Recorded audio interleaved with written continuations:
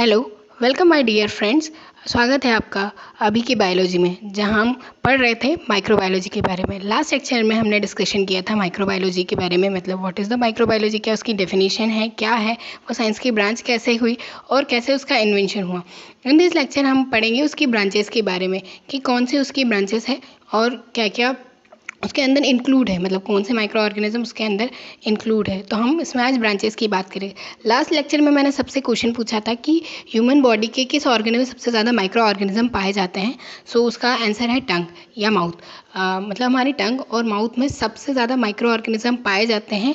इसी के लिए वन ऑफ द रीज़न यह भी है कि माइक्रो ऑर्गेनिज्म यानी नॉर्मल फ्लोरा जो होता है वो हमारी टंग में ज़्यादा होने के कारण हमारी टंग के घाव एज हमारी दूसरी बॉडी ऑर्गन के कंपेयर में जल्दी भर जाते हैं। So let's start with the branches. हम यदि माइक्रोबायोलॉजी की ब्रांचेस की बात करें तो उसके लिए सबसे पहले ब्रांचेस यानी कि कौन कौन से माइक्रो ऑर्गेनिज्म इसमें इन्वॉल्व है। तो it's like a palm structure, not palm structure, like a palm. मतलब 5 मेन इसकी ब्रांचेस हैं, जिसमें एक आता है बैक्टीरिया, दूसरा virus, third is algae, parasite and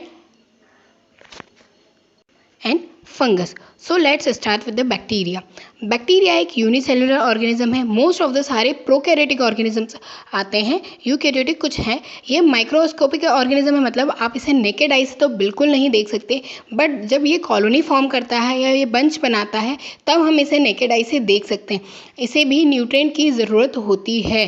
ये भी हर सेल की तरह इसे डेवलप होने के लिए न्यूट्रिएंट की ज़रूरत होती है। ये यूनिसेलुलर है, यानी कि जैसे ही सेल डिवीजन होगा ये 2 सेल्स कहलाएंगे, यानी 2 अलग अलग हो जाएंगे, daughter cell and parent cell.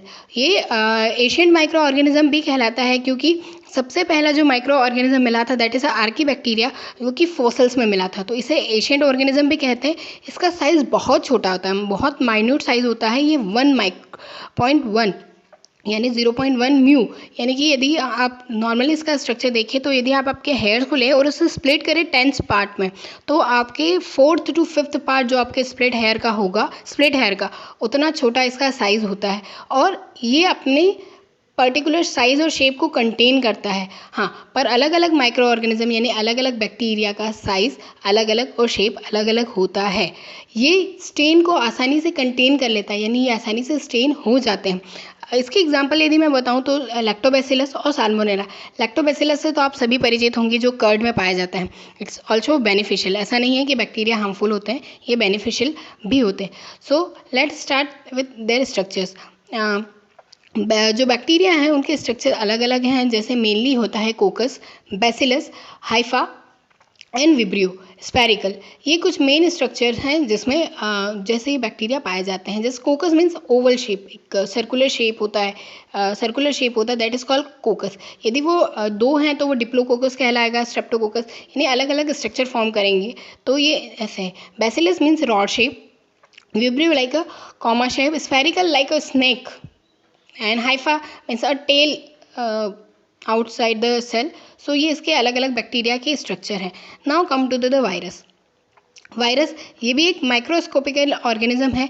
ये बहुत छोटा, वेरी स्मॉल इन साइज होता है। कभी कभी कुछ ऐसे भी वायरस हैं जिनका साइज बैक्टीरिया से छोटा है। ये खुद एक वायरस, एक पर्टिकुलर वायरस का भी स्ट्रक्चर वेरी कर सकता है, मतलब ये अपना स्ट्रक्चर बदल सकता है। That is virus is pleomorphic in nature.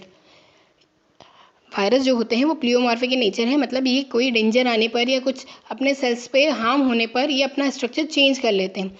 ये जेनेटिक मटेरियल को कंटेन करते हैं, यानी कि ये डीएनए या आरएनए को जेनेटिक मटेरियल ऐसे कंटेन करते हैं। Bacteria also contain a genetic material. Bacteria भी जेनेटिक मटेरियल को कंटेन करता है। ये मेनली सारे प्रोकैरियोट्स होते हैं, बट कुछ सेल्स यूकैरियोटिक होती हैं।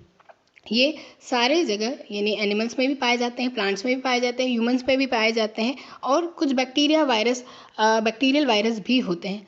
फॉर एग्जांपल HIV यानी human immuno virus and TMV tobacco mosaic virus. ये वायरस के अलग अलग टाइप्स हैं। अब हम बात करते हैं बैक्टीरिया वायरस की शेप्स की। तो वायरस की शेप वैसे तो थोड़े वेरी करते हैं, पर एक नॉर्मल डिफाइंड शेप में जो इन्फ्लुएंजा का है सर्कुलर शेप है, हेपेटाइटिस है, रोटा वायरस है, पेपिलोना वायरस है, एडिनो वायरस है, इबोला वायरस है एंड बैक्टीरियोफाज। द बैक्टीरियोफाज जो वायरस है वो बैक्टीरिया का है and other one is like for human and animals. So इस लेक्चर में हम बैक्टीरिया एंड वायरस की बात करेंगे। नेक्स्ट लेक्चर में हम पैरासाइट्स, फंगस और एल्गी की बात करेंगे। Thank you for